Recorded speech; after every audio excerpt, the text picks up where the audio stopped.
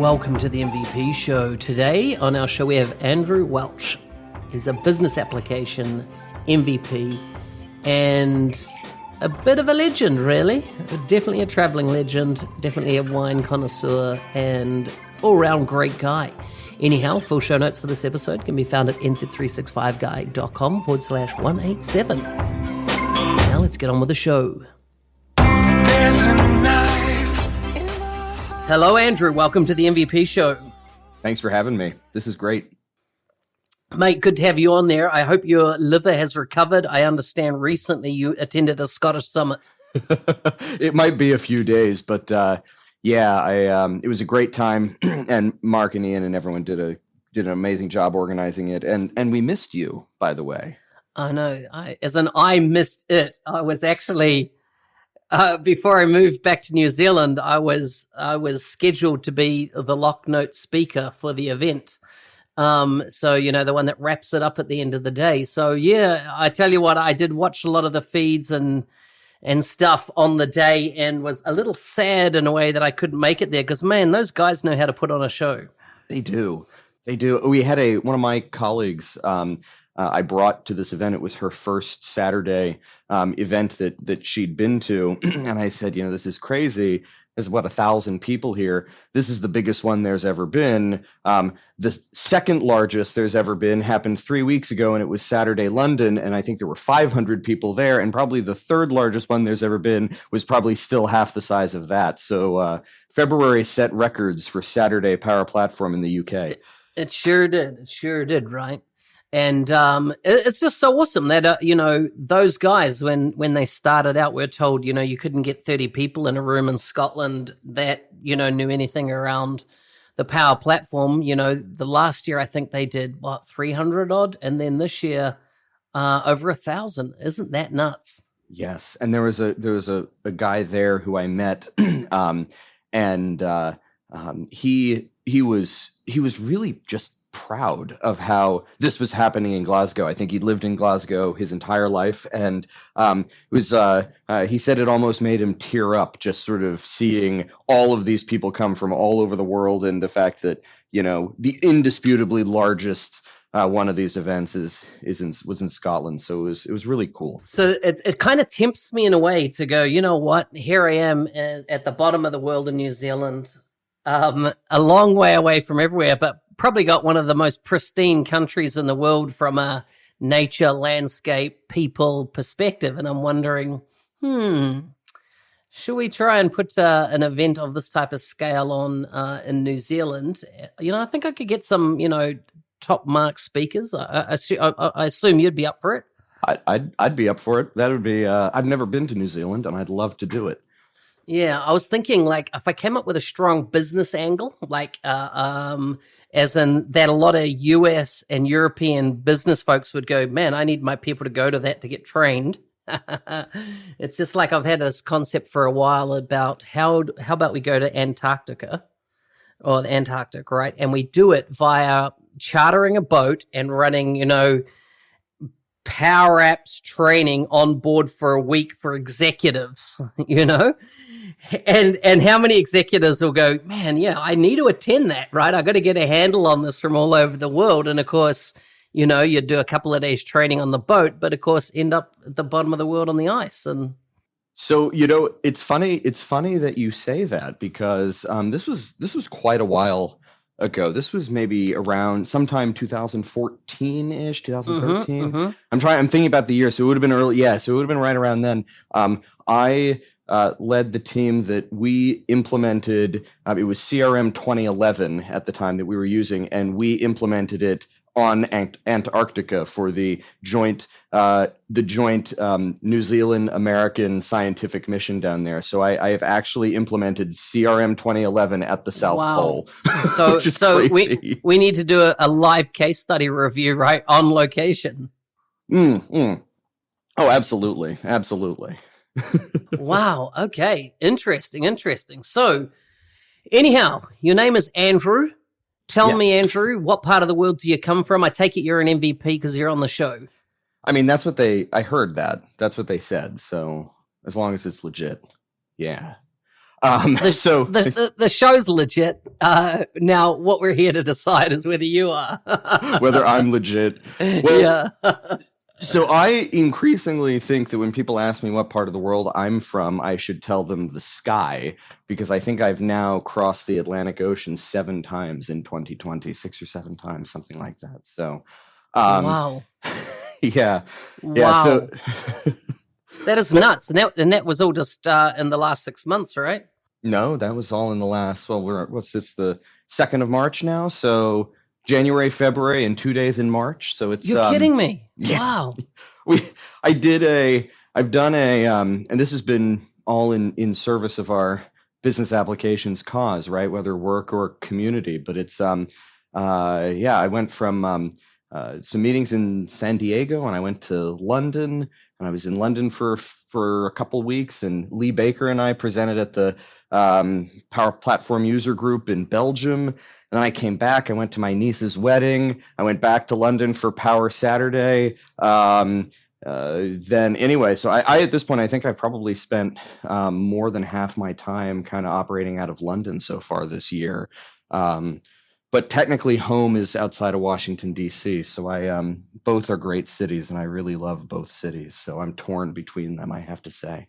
Wow. Wow. And they wonder how this virus has got into the US. And I think I've I've just found the main carrier. You know, my boss told me, I talked with him. We had our weekly one-on-one last week, and I was with a client in Copenhagen last week, and we did our weekly one-on-one. And he laughed at the end. He said, "By the way, just so you know, I've been telling everyone around the office that you are the one spreading coronavirus," which is a dubious claim to fame. But so far, I'm doing all right.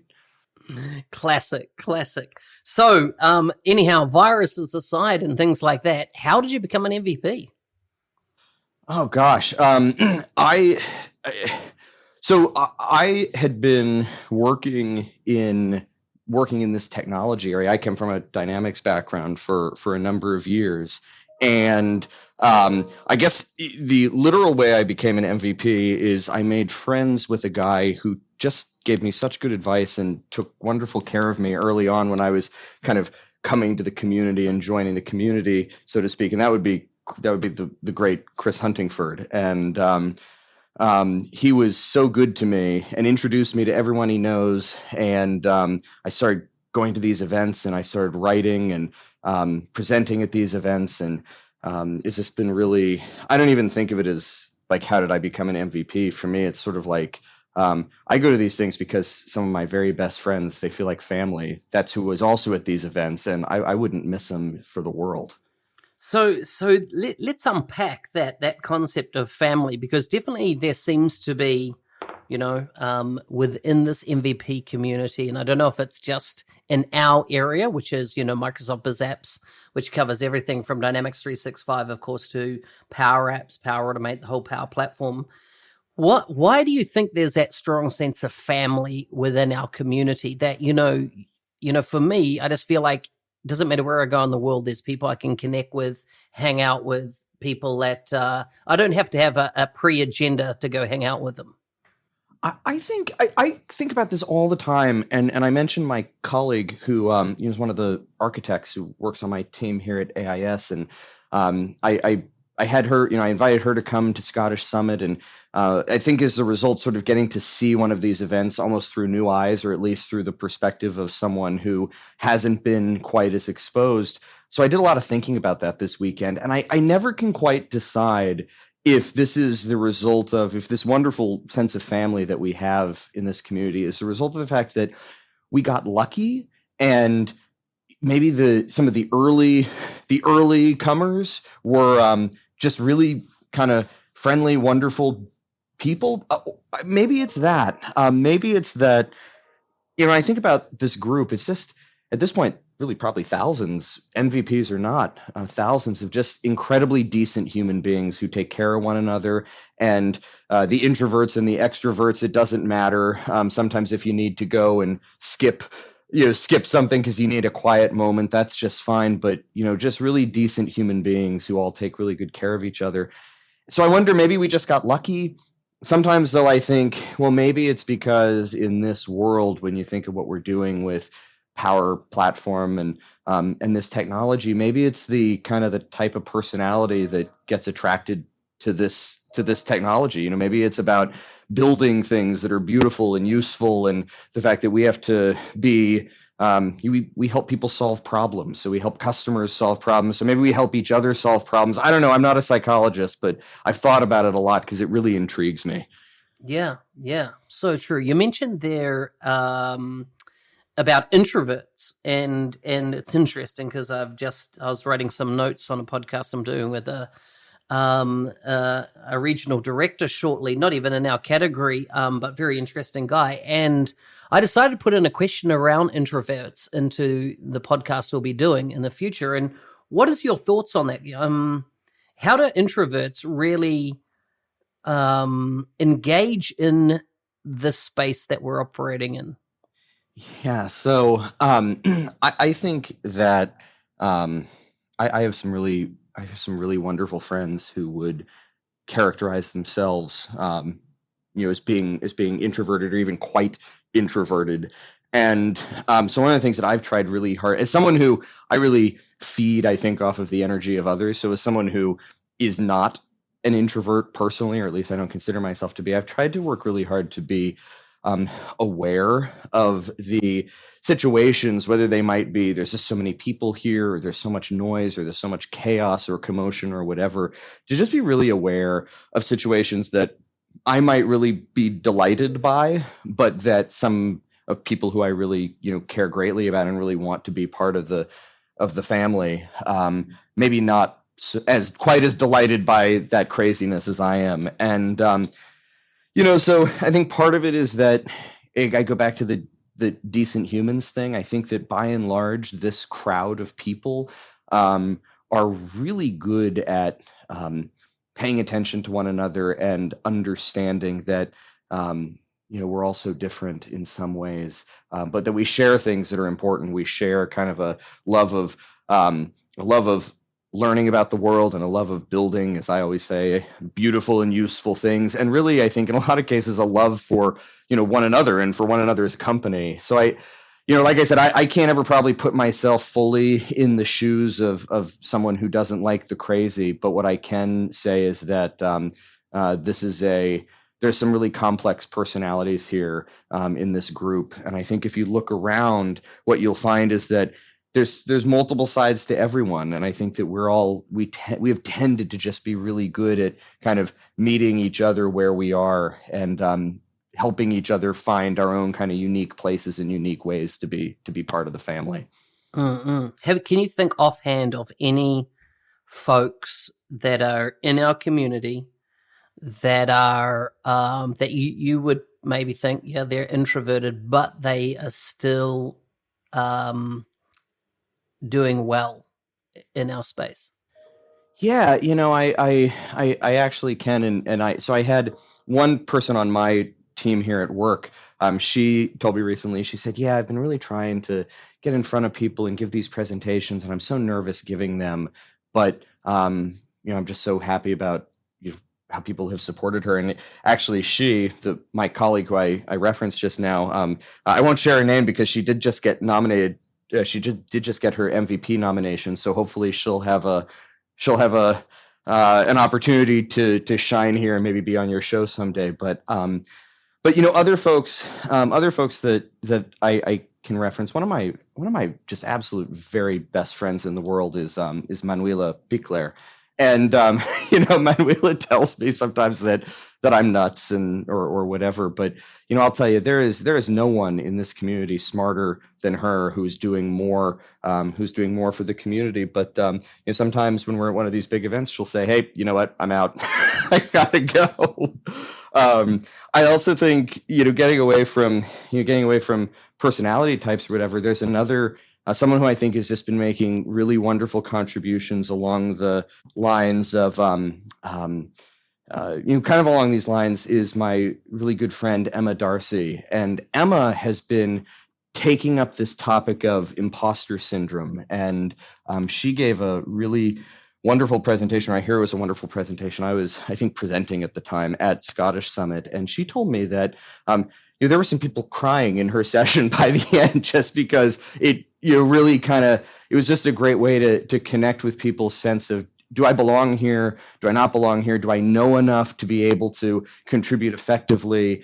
And I can tell you that in so many cases, usually what I find is that if you're asking yourself, do I belong here? And if you're asking yourself, do I have enough knowledge, or do I know enough to be able to contribute? That's a level of self-awareness that to me often indicates, yes, you do have the knowledge to be able to contribute, because you're taking the time to actually challenge yourself and ask those sorts of questions. So I think that very few people right now are doing more in the community than Emma to encourage others to find their voice and kind of figure out what their big thing is.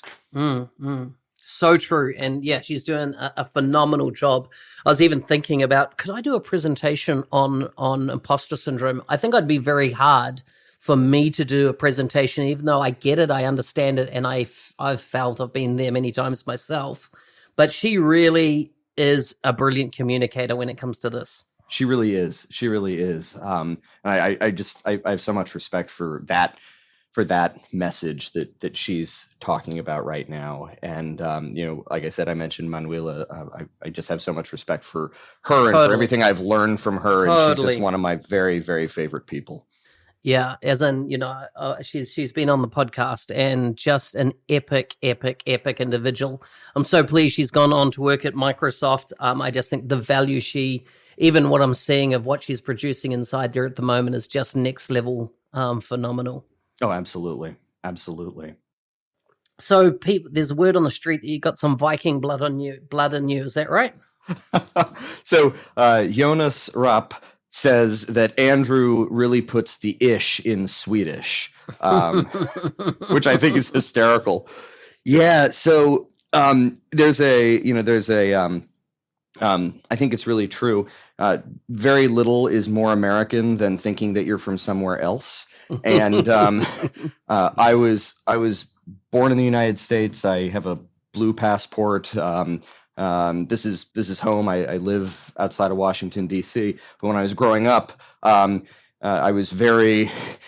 being Swedish was very, very important to my upbringing. So I spoke Swedish with my great grandmother, and we went to the Swedish church, and we celebrated holidays with Swedish traditions and ate Swedish food. And every Saturday morning, my mother would cook plättar, which are basically Swedish pancakes. And my pronunciation is terrible, but yeah, I was one of those kids who, just like everyone in Boston, so many people in Boston, they grow up being told that they're Irish, but half of them haven't ever actually been to Ireland. I definitely grew up being told that I was Swedish, and it's very, very important to me. But I actually do try to go back to Sweden and visit my cousins, 4, 5, 6 times a year if I can. It's just I think that's where I first met you, isn't it? It may have been at Saturday. It may have been at Saturday Stockholm. 2 years ago? Yeah, I think so. Wow, it changed my life, man. Yeah, you haven't ever stopped looking around corners to make sure I wasn't there ever since. Well, of course, with the Power Platform Happy Hour in London, kicking off and taking off last year, you seem to be almost more regular than the local Londoners at that event. So at this point, I do sometimes wonder if I live in the Kensington Hilton, which surprisingly really good deals on rooms. Yeah, I love being in London. London is one of my very favorite cities. London is the capital of Power Platform, the global hub for where business applications happen. It's just such a concentration of wonderful people and smart people, and I love those happy hours. I was thinking, since the summit in Barcelona has been postponed next week, that we should do an epic Power Platform happy hour in London next week, and we should call it Barcelondon, and celebrate the fact that we don't have to travel far to find one another. So I take it you're going to be in London next week. I'm sort of torn, actually. I haven't decided yet. I go back and forth on on the current situation with the coronavirus and thinking, you know, how bad is it going to be? What kind of impact is it going to be? To what extent should people be traveling? And yeah, so I'm torn. I haven't decided if I'm going to be there next week, but I really want to be. I'll give you that. Okay, do you want to make any predictions, being that this is going to be a time-stamped event here? We're recording this on, what is it? For me, it's Tuesday, the 3rd of March. What are your predictions around this whole setup? I'm not. I don't think I'm in a position to make predictions, but I will make an observation, and that's that I think that we make a mistake when we think about it just in terms of how sick we as individuals could be, because I think that I've done a lot of reading about this the last couple of weeks, and I look and I say, well, so there's a lot of evidence to suggest that, hey, most people are going to experience this as a bad cold or bad flu. But I think that the hidden part of this that people aren't thinking about is what a sudden outbreak of bad cold and bad flu can do to global or national or local infrastructure. So I'm actually far more concerned about not about every individual and whether or not they will get sick, but I'm far more concerned about whether there will be enough hospital beds or whether subway systems need to be shut down, and what the kind of ripple effects of that are. So I think we need to be thinking of things like this as systems, not as individuals. Yeah. So that's what's blowing me away, I suppose, in my observation the last couple of days, apart from the impact the disease has had onto various people, is the if you look at, what was it, 1918 was the Spanish flu, or influenza, and then I was reading an article by Bill Gates, and he was saying the difference now is our ability to transport is like a multiple factor above what it was at that time. And I mean, you've just talked about how much you're in aircraft traveling, let alone all the other forms of transport. And that is what's crazy to me, is how it has impacted the global stock markets, how it's absolutely destroying tourism at the moment, as well as aircraft, transportation. All of the airlines are, but even I wouldn't be surprised if it impacts the IT sector to a degree. Oh yeah, no, I think we're going to see it. I think we're going to see it everywhere. I think in a way, maybe the IT sector has something to contribute here because, we are probably more used to than say other sectors. You may be more used to working from home, for example, when we need to. And so I think that employers need to be. I think that employers need to remember that this is my opinion, their first and foremost responsibility is to their people, to their employees. So I think that encouraging people to stay home when you're sick is important. But maybe that's something that we have a little bit better, a little bit of a better history with than say other sectors. So it's interesting to me, I think. Yeah, totally. It's going to be interesting times in the weeks ahead. But anyhow, that aside, what's your number one blown away, didn't expect in becoming an MVP? I think that I think I got to go with how the same as it was before I became an MVP, it feels in a lot of ways. And I think that and what I mean by that is that becoming an MVP has been a really, I think, personally satisfying thing. Like I'm proud of what I did to become this, but I also think that it really says something for all of the for so many other MVPs and other people in the community that you don't need to be an MVP to be embraced. You don't need to be an MVP to have something to share. You don't need to be an MVP to have something to contribute. And you don't need to be an MVP to be part of this global family. So in a lot of ways, very little has changed for me. And I think that probably some people would do better to think of being an MVP as something that is something that is personal rather than public or performative. It's think of it first and foremost as a source of satisfaction in the work that you do. But if you don't love the work that you do, it doesn't matter if you're an MVP because, folks here really will will embrace you either way. I think that's important to remember. I like it. I like it. Before we get on to quick fire questions, tell me about the best wine you've sampled lately. Oh, the best wine I've sampled. Gosh, I was telling someone recently about and I think I used the same example on your show the last time. So, how about instead of the best wine I've tried recently, I'm going to go with my favorite new wine bar right now, and it's a place called the Kensington Wine Rooms near the Notting Hill Gate tube station in London. Really great. Not to take away from Lady of the Grapes and Terroirs over in Charing Cross area. Those two are my all-time favorites. But yeah, if you're in London or you're passing through London, check out those three. They're really great spots. Mate, you're making me homesick for London now. I live in a perpetual state of being homesick for London, so here we are. Okay. Let's do some quick fire questions now. This is a very unique situation in that I have not even read these before I'm going to read them to you on here. So I have no idea what these are going to say, but here's the first one. Would you rather be slightly late or super early? Ooh, I think I'd rather be slightly late. What are you worried about the next generation? What am I worried about the next generation? Yeah.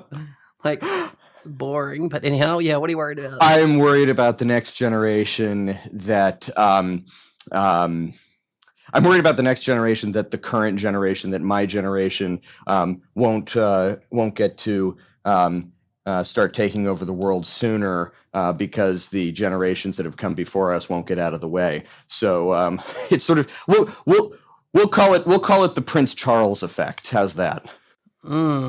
Help take those knives out of your back soon. Are you a cat or a dog person? Definitely a cat person. So I read that as you hate dogs. No. I do not hate dogs. I do not hate dogs, but cats are much more self-sufficient than dogs. How did you meet your best friend? How did I meet my best friend? I think that we kind of looked across the hallway at one another in the first or second day of uni, and we were like, or we call it college in America. I just got back from London though. And we were like, hey, and then that was that. Wow, very cool. If you could meet any historical figure, who would you choose and why? Wow. I right now, for a very long time, I would have always gone with Alexander Hamilton, and I might still go with Hamilton, but the why would be new. I would just want to assure him that he had at least one fan in the modern world before the show came out. Yeah, before he got before he was refamous. Yeah. What activity do you enjoy so much that it makes you lose track of time? Writing. Particularly writing fiction. Wow, very cool. Hint, he must have a book on the way. Andrew, it's been awesome to have you on the show. If people want to connect with you online, how do they find you? Twitter is Andrew D, as in David, Welch, Welch, Andrew D. Welch.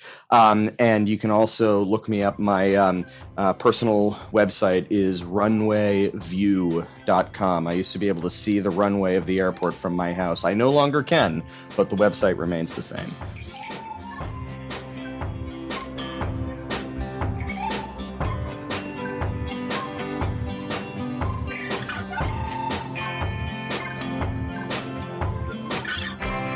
Hey, thanks for listening. I hope you're enjoying this series on... What is the series on? What is it? Is it a series? I don't know. Anyhow, of interviewing MVPs, then their journey of becoming an MVP. So I hope you're enjoying it. Remember, full show notes for this episode can be found at nz365guy.com/187. If you listen on iTunes, do us a favor, please, and go in there and give me a rating. I'm trying to get up to 20. I've got to get 20 evals before, my understanding is that it's a black art, before I can actually get recognized on the iTunes store, and I still haven't hit that number, so I would appreciate it if you could do that. Anyhow, full show notes, as I said. For this episode, it's episode 187 at nz365guy.com. See you next time.